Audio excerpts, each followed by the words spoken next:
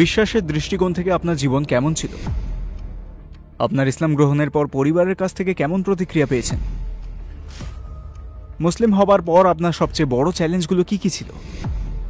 আমি পথভ্রষ্ট, আমি দিশেহারা, আমি আতঙ্কগ্রস্ত। সৃষ্টিকর্তাকে নিয়ে আমার প্রশ্নগুলোর উত্তর চাই। সেই রাতে আমার কেমন যেন অদ্ভুত লাগছিল। আমি একটা কিছু দেখতে পেলাম। খুবই ঝাপসা ছিল জিনিসটা, কিন্তু সেটা খুব দ্রুত আমার দিকে এগিয়ে আসছিল। একরকম অদৃশ্যই ছিল সেটা, কিন্তু এর ভেতর দিয়ে দেখলে সবকিছুকে কেমন ঢেউ খেলানো দেখাচ্ছিল, ফান হাউসের আয়নার মতো। আর সেটি আমাকে সরাসরি আঘাত করলো। যা কিছুই হয়ে যাক, আমি চেয়েছি আল্লাহর দলে থাকতে।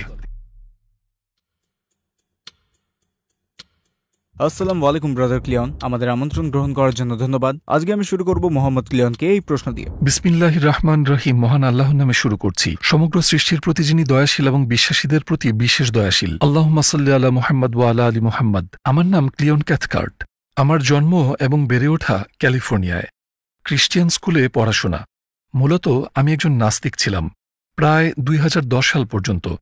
তারপর আমি বুঝতে পারি সৃষ্টিকর্তা সত্যিই আছেন। আলহামদুলিল্লাহ। সত্যি বলতে তিনি মনে হয় আমার বোধোদয়ের অপেক্ষা করছিলেন। আপনার জীবনে বিশ্বাসের জায়গাটা কেমন ছিল? আমি বড় হয়েছি একটা খ্রিস্টিয়ান স্কুল এবং একটা খ্রিস্টান পরিবারে, কিন্তু একটা সময় এসে বুঝলেন, অর্থাৎ সত্যিকার অর্থে আমি এসব আর বিশ্বাসই করতাম না। কেন না? কারণ এর কোনো যৌক্তিকতা খুঁজে পাচ্ছিলাম না। বুঝলেন, আমি বলছি ট্রিনিটির ধারণা আমার সৃষ্টিকর্তার ধারণার সাথে খাপ খাচ্ছিল না। আমরা বলি যে সৃষ্টিকর্তা একজন, কিন্তু দেখতেই পাচ্ছেন এক্ষেত্রে তিনি তিনজন, এবং এই ব্যাপারটা বেশ বিভ্রান্তিকর। আবার আমরা সৃষ্টিকর্তাকে একজন মানুষ বানিয়ে ফেলছিলাম। সৃষ্টিকর্তাকে নিয়ে আমার সেই সময়ে এমনকি আজকে পর্যন্ত ধারণা হলো তিনি এমন এক শক্তিশালী সত্তা যিনি মহাবিশ্বকে সৃষ্টি করার ক্ষমতা রাখেন। তিনি কে সেটা পরিপূর্ণভাবে বোঝা আমার পক্ষে সত্যিই কি সম্ভব? এর কোনো মানেই হয় না যে সৃষ্টিকর্তা একদিন হেঁটে চলে বেড়াবেন আশেপাশে, এবং আরও আপনি জানেন সৃষ্টিকর্তা নিজেকে মানুষ রূপে সৃষ্টি করবেন যেন নিজেকে হত্যা করতে পারেন, যার ফলে আমাদের সবার পাপ মাফ হবে। আর ব্যাপারটা এমনই, তিনি কি আমাদের এমনি ক্ষমা করতে পারতেন না? আমি কলেজে যাওয়া শুরু করার পর সিনেগোগে কল করে রাবাইকে প্রশ্ন করি। আমি ঠিক নিশ্চিত নই, কিন্তু আমার মনে হয় আমি একজন ইহুদি, কারণ আমি বিশ্বাস করি না যে যিশু ঈশ্বরের পুত্র, এবং আপনারাও এটাই বলে থাকেন। আপনাদের বিশ্বাস সম্পর্কে আমাকে একটু বলবেন, হয়তোবা আমিও তাতে যোগ দিতে পারি। তিনি বললেন, তোমার মা কি একজন ইহুদি? আমি উত্তর দিলাম, না না, আমার মা ইহুদি নন। তিনি তখন উত্তর দিলেন, তাহলে তুমি যোগ দিতে পারবে না। আমার মনে হলো যে সৃষ্টিকর্তা চাইবেন আপনি তার ইবাদত করেন। যদি সত্যিকারের সৃষ্টিকর্তা থেকে থাকেন, তাহলে তিনি কেন বলবেন যে আমি তার মনোনীত লোকেদের সাথে থাকতে পারবো না? তাহলে নিশ্চয়ই কোনো সৃষ্টিকর্তা নেই। শেষ পর্যন্ত আমি সবকিছু ছেড়ে দিয়েছিলাম। যে বিষয়গুলো নিয়ে আমার মনে দ্বন্দ্ব তৈরি হচ্ছিল, সেই সময়ে বিজ্ঞান বিবর্তনের ধারণা দিয়ে সবকিছুর উত্তর দিয়ে যাচ্ছিল। কেন আমাদের জীবনে ঈশ্বরের প্রয়োজন নেই, বিজ্ঞান সেসব নিয়ে কথা বলছিল। তখন আমার মনে হলো তারা আমার চাইতে বুদ্ধিমান। আমি যেন একরকম স্রোতে গা ভাসিয়ে দিয়েছিলাম। সত্যি বলতে সৃষ্টিকর্তায় বিশ্বাস করা আমি বন্ধ করে দিয়েছিলাম। ঈশ্বরের অস্তিত্ব নিয়ে আপনার যে ধারণা, সেটার পরিবর্তন ঘটল কি করে? 2010 সালের দিকে আমি বেশ অসুস্থ ছিলাম। সেই সময়টাতে আমি অনেকগুলো ডকুমেন্টারি দেখছিলাম। আমার মনে আছে পদার্থবিজ্ঞানের উপর তাদের বেশ কিছু ডকুমেন্টারি ছিল। সেই সময় তারা আবিষ্কার করলো যে মহাবিশ্বের ডার্ক এনার্জি এবং ডার্ক ম্যাটার সহ আরো অনেক ধরনের গ্র্যাভিটি এবং অনেক ধরনের বস্তুর অস্তিত্ব এখনো আমাদের অজানা। মূলত সেই সময় তারা বলছিল যে মহাবিশ্বের প্রায় 30% আমরা দেখতে পাই, আর বাকি 70% আমরা দেখতে পাই না। আমার মনে হলো যদি 10টি ডাইমেনশন থেকে থাকে, তবে 30 দৈর্ঘ্য প্রস্থ উচ্চতা মিলে 30%। তো এই হিসাব মিলে যায়, এবং আমারও যুক্তিযুক্ত মনে হলো এই ডার্ক এনার্জি এবং ডার্ক ম্যাটার নিশ্চয়ই সত্যি। তখন একেবারে অবিশ্বাসী থেকে ভাবতে শুরু করলাম, হয়তো সৃষ্টিকর্তার অস্তিত্ব আছে, হয়তোবা এই জায়গাটাতেই জান্নাত জাহান্নাম ফেরেশতা সহ বাকি সবকিছুর অস্তিত্ব আছে। সেই সময়টাতে আপনি কি ইসলাম সম্পর্কে কিছু জানতেন? সম্ভবত এর ঠিক পরেই, ঠিক ওই সময়ের কাছাকাছি আমি প্রথম কোরআন হাতে পাই। টেলিভিশনে একটা বিজ্ঞাপনে দেখাচ্ছিল, আপনি যদি একটি ফ্রি কোরআন চান আমাদের কল করুন, আমরা আপনাকে পাঠিয়ে দেব। আমি কোরআন পেলাম, সেটা খুলে বসলাম, এবং আমি দেখলাম যিশু, মুসা এবং বাইবেলের সমস্ত নবী সেখানে রয়েছেন। এবং যেহেতু আমি বাইবেলে বিশ্বাস করি না, আমি ভাবলাম আমি কি করে কোরআনে বিশ্বাস করতে পারি, তাই না? মানে এখানে তো মূলত একই জিনিস। আমি আসলে সেটা পড়ে দেখিনি, আমি শুধু নামগুলো দেখেছিলাম এবং ভাবলাম ওকে, আমার আর কিছু জানার দরকার নেই, আমি সেটা রেখে দিলাম। আমি ইসলাম সম্পর্কে কিছুই জানতাম না, শুধু এইটুকুই যে তারা যিশু, মুসা এবং প্রফেট মুহাম্মদে বিশ্বাস করে, তাদের সবার উপর শান্তি বর্ষিত হোক। তো ইসলামের পথে আপনার যাত্রা কিভাবে শুরু হলো? 2010-এর শেষের দিকে আমার বেশ কিছু অদ্ভুত অভিজ্ঞতা হয়েছিল। আমার ক্ষেত্রে আমি বুঝে গিয়েছিলাম যে ঈশ্বর সত্যি, কারণ আমি সেটা অনুভব করেছিলাম। যদি ঈশ্বর সত্যি হন, যদি শয়তান সত্যি হয়, তাহলে জান্নাতও সত্যি, জাহান্নামও সত্যি। আর আমি শুধু জানতাম যে আমি জাহান্নামে যেতে চাই না। তো এখন আমাকে খুঁজে বের করতে হবে যে সৃষ্টিকর্তা কে, কারণ আমি তাকে জানি না। সৃষ্টিকর্তা সত্যি, কিন্তু সৃষ্টিকর্তা তো সত্যিকার অর্থে কোনো নাম নয়, এটা তো কেবল একটা বর্ণনা মাত্র, তাই না?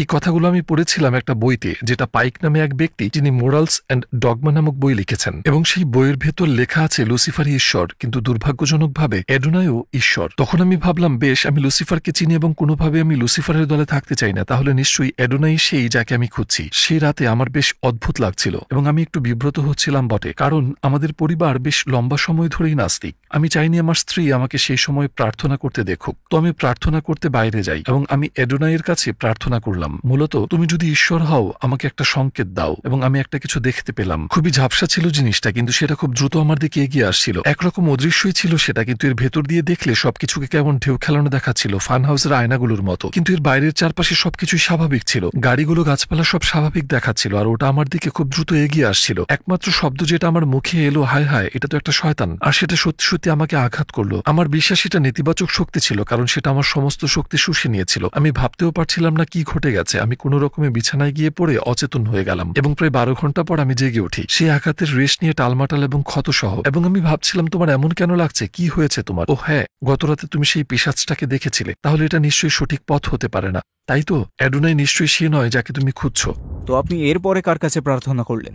যদিও আমি সত্যিকার অর্থে বাইবেলে বিশ্বাস করতাম না, এবং আমার মনে হতো যে কত রাজা, পোপ এবং লিপিকার তাদের নিজ নিজ প্রয়োজনে বাইবেলের পরিবর্তন ঘটিয়েছেন, সেটা যাই হোক না কেন, কিন্তু হয়তোবা ওল্ড টেস্টামেন্ট সঠিক এবং হয়তোবা জিহোবাই ঈশ্বর। তো দুপুরবেলায় ঠিক পরদিন আমি বিহোভার কাছে প্রার্থনা করলাম আমাকে একটা সংকেত দেখাতে। কয়েক মুহূর্তের মধ্যে আমি একটা কল পেলাম। আমার একটা আইডি বক্স আছে এবং এতে একটা নাম এবং ফোন নাম্বার লেখা উঠেছে। তো আমি গেলাম এবং ফোন ধরলাম, আমি হ্যালো বললাম, এবং অপর প্রান্তে যিনি ছিলেন তিনি বললেন, গতরাতে আমি একটা মেসেজ পেয়েছি, এই নাম্বারটি যার, তিনি বিপদে আছেন। তখন আমি বললাম, ভাই, এটা খুব অদ্ভুত একটা কথা, কে আপনি? তিনি বললেন, আমি হলাম অমুক। সেই নামটা আইডি বক্সে থাকা নামের সাথে মিলে গেল এবং আমি একজন পাদ্রী। তখন আমি বললাম, বাহ, বেশ তো, আমি মাত্রই জিহোবার কাছে ঈশ্বরকে নিয়ে প্রশ্নের উত্তর চাইলাম আর আপনি ফোন করলেন। এটাই আমার প্রার্থনার উত্তর। দেখুন, আমি দিশেহারা, আমি বিভ্রান্ত, আমি ভীত। আমি এমন কিছু জিনিস দেখি যা মানুষের দেখার কথা নয়, আর এটা আমার জন্য খুব বেশি হয়ে যাচ্ছে। আত্মহত্যার ভাবনা মাথায় আসছে, আমি আর নিতে পারছি না। ঈশ্বরকে নিয়ে আমার প্রশ্নগুলোর উত্তর চাই। তিনি বললেন, বেশ, কোথায় আছেন আপনি? আমি বললাম, রচেস্টারে আছি। তিনি বললেন, গতরাতে আমি সেখানে ছিলাম, কিন্তু এখন আমি 50 মাইল দূরে আরেকটি শহরে আছি। আমি বললাম, অসুবিধে নেই, আধ ঘন্টার মধ্যে আমি সেখানে পৌঁছে যেতে পারবো। আমাকে কেবল 5টি প্রশ্ন করতে দিন, আমি সৃষ্টিকর্তা সম্পর্কে জানতে চাই। কিন্তু তিনি আমাকে আসতে দিলেন না। আমি জিজ্ঞেস করলাম আগামীকাল। তিনি বললেন, আমি ব্যস্ত, এবং তার পরদিনও ব্যস্ততায় গেল। অবশেষে এভাবে প্রায় 10 দিন পর তিনি বললেন, ঠিক আছে, আসেন। আমরা একটা অ্যাপয়েন্টমেন্ট ঠিক করলাম। আমি খুশি হয়ে ফোন রেখে দিলাম যে অবশেষে আমি সৃষ্টিকর্তা সম্পর্কে প্রশ্নগুলোর উত্তর পাবো। এরপরে আমি ভাবলাম, একটু দাঁড়াও, একবার ভেবে দেখা যাক ঠিক কি ঘটলো। লোকটা প্রথম কথা ঠিক কি বলেছিল? সে বলেছিল, গতরাতে একটা মেসেজ পেয়েছে যে কেউ একজন বলেছে এই ফোন নাম্বারে কেউ সমস্যায় আছে, আমার বাড়িতে। আমি ভাবলাম ল্যান্ডলাইন ফোন ছিল সেটি। হ্যাঁ, এবং আমি ভাবলাম, বেশ, কি ঘটলো? এবং ও হ্যাঁ, তুমি দেখলে গতরাতে এক পিশাচ তোমার বাড়িতে এসেছিল। আবার সে বলল গতরাতে সে রচেস্টারেই ছিল, আমার শহরেই, যখন পিশাচটা এসেছিল।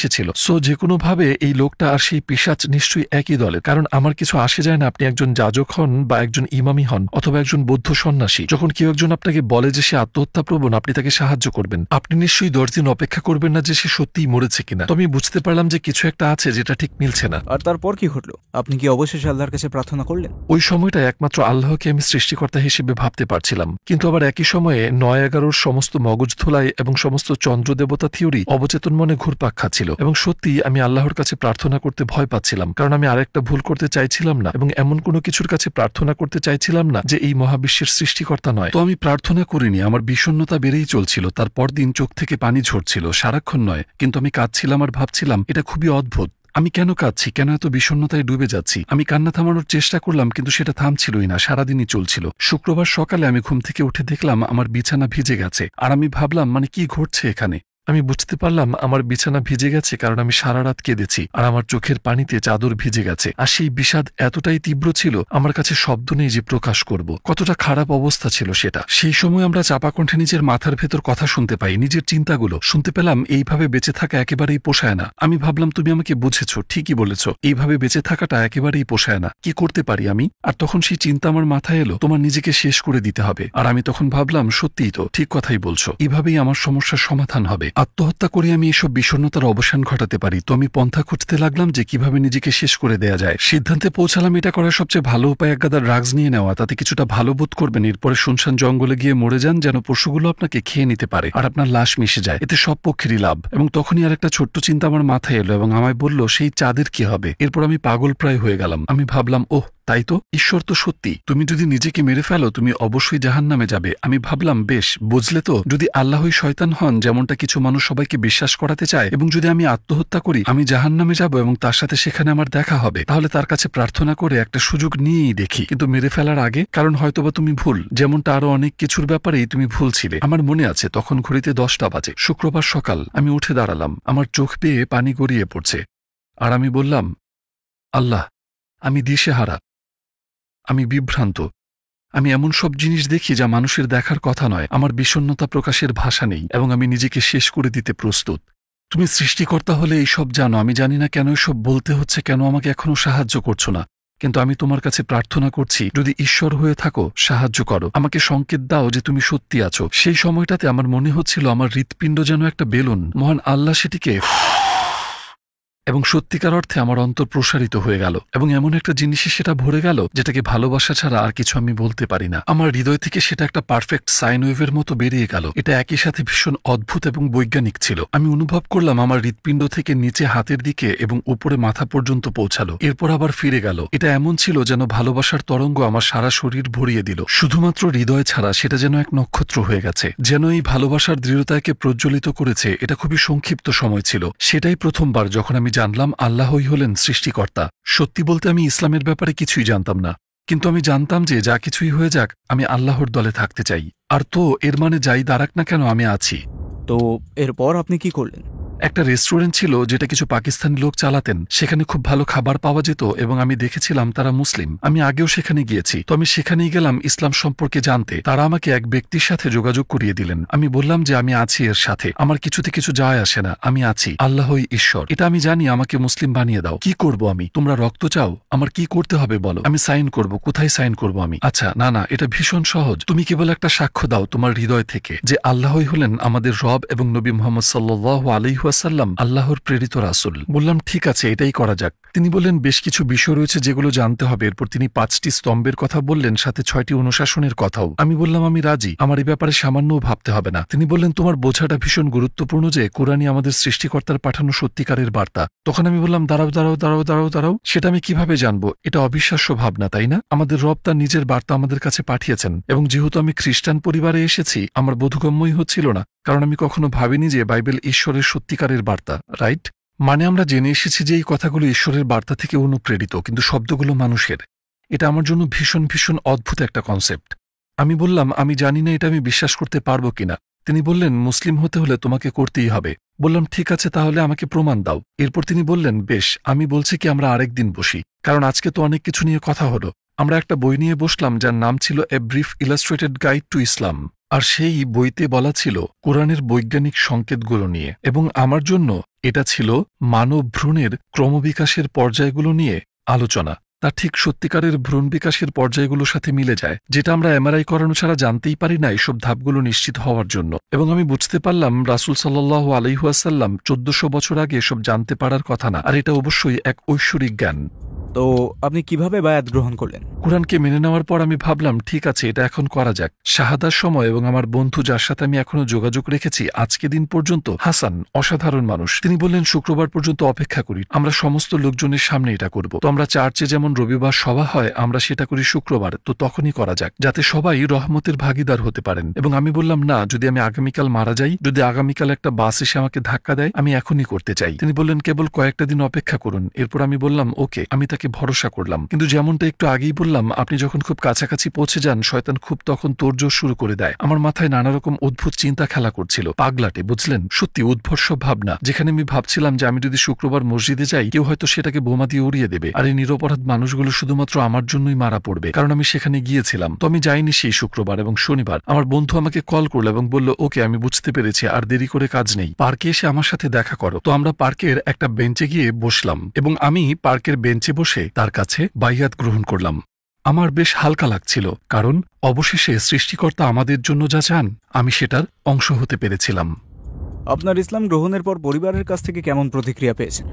প্রথম দিকে তারা এটা একেবারেই পছন্দ করেনি। আমার মা আমাকে খুব জোরাজুরি করছিলেন চার্চে যাওয়ার জন্য। আমি যখন অসুস্থ ছিলাম তখন তিনি বেশ নিয়মিতভাবে চার্চে যেতেন। যখন আমি বুঝতে পারলাম যে সৃষ্টিকর্তা সত্যি আছেন এবং আমি ইসলাম কবুল করলাম, তখন তাকে ডেকে পাশে বসিয়ে বললাম, মা, তুমি কি জানো, তুমি ঠিকই বলেছিলে, ঈশ্বর সত্যিই আছেন। শুনে তিনি অত্যন্ত খুশি হয়েছিলেন এবং তিনি বললেন, ও চমৎকার, যেহেতু আমরা ব্যাপটিস্ট চার্চে গিয়েই বড় হয়েছি। তিনি বললেন, তুমি কি ব্যাপটিস্ট চার্চ খুঁজে পেয়েছ? আমি বললাম, না না না, আমি ব্যাপটিস্ট চার্চে যাইনি। তিনি বললেন, বেশ বেশ, জানো তো তোমার এলাকায় লুথেরানদের প্রভাব বেশি, এটা কি লুথেরান চার্চ ছিল? আমি বললাম, না না, এটা লুথেরান চার্চ ছিল না। তিনি বললেন, ওহ না, ক্যাথলিক তো ছিল না, ছিল কি? এবং আমি বললাম, না, ক্যাথলিক চার্চ ছিল না। তিনি কোনোভাবেই থামছিলেন না। আমি তাকে বলতে একটু বিব্রত বোধ করছিলাম, কারণ আমি জানতাম উত্তরটা তার পছন্দ হবে না, কিন্তু তিনি থামছিলেন না। এরপর তিনি জিজ্ঞেস করলেন, তুমি কোথায় ঈশ্বরকে খুঁজে পেলে? আমি উত্তর দিলাম, মা, তুমি কি সত্যিই জানতে চাও ঈশ্বর কোথায় আছেন? তাহলে তোমাকে মসজিদে যেতে হবে। শুনে তিনি কাঁদতে শুরু করলেন এবং বললেন, না, সেখানে সৃষ্টিকর্তা নেই, এবং ফোন রেখে দিলেন। কিন্তু বেশ কয়েক বছর পর আমি তাকে দেখতে তার বাসায় যাই এবং একজন ফ্যামিলি ফ্রেন্ড, বুঝলেন, সে কল করলো আমার মায়ের সাথে কথা বলতে। তখন আমি ফোন ধরি। তার নাম ছিল রুথ।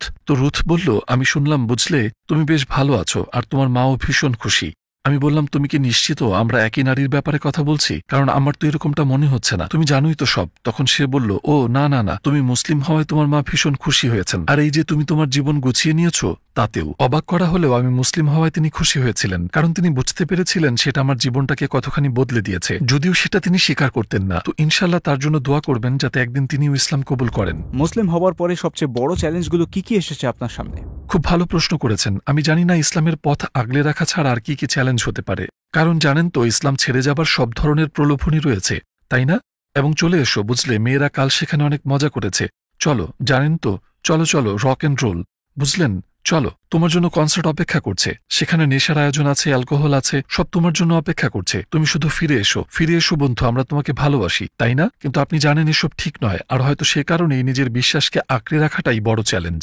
বুঝলেন তো, মানে আমি ইসলাম গ্রহণ করলাম, তো এখন এসব আমাকে পেছনে ফেলে আসতেই হবে। আপনার কি এমন কোনো অভিজ্ঞতা হয়েছে যেখানে আপনি আল্লাহর সাথে একটা বিশেষ সংযোগ অনুভব করেছেন? আমি মুসলিম হওয়ার পরে একটা বাস টিকিট কিনেছিলাম, যেটা দিয়ে আমেরিকার যে কোনো জায়গায় যেতে পারবো 2 মাসের জন্য। সব জায়গায় গিয়ে আমি লোকদের সতর্ক করতে শুরু করলাম, আর এর জন্য মাঝে মাঝে বিপদেও পড়েছি। এরপর আমি বুঝতে পারলাম বিপদে এড়াতে হলে আমাকে মূল কথাগুলো ছোট করে নিয়ে সবচেয়ে গুরুত্বপূর্ণ অংশটি বলতে হবে। সেই অংশের বার্তা হলো ক্ষমা। আমার মনে আছে একবার আমি সান ফ্রান্সিসকোতে ছিলাম। আমি ছিলাম যেটাকে কিনা বলে টেন্ডারলয়েন, রাইট? এটা এমন একটা জায়গা যেখানে সমস্ত প্রস্টিটিউট, ড্রাগ লেনদেন সহ আরো অনেক কিছুই চলে সেখানে। কারণ তখন আমি ভেবেছিলাম এরা সবাই আমার লোক, সবচেয়ে বেশি তাদেরই সাহায্য প্রয়োজন, সবচেয়ে বেশি কষ্টে তারাই আছে, আর ঠিক সেই কারণেই তারা এখানে।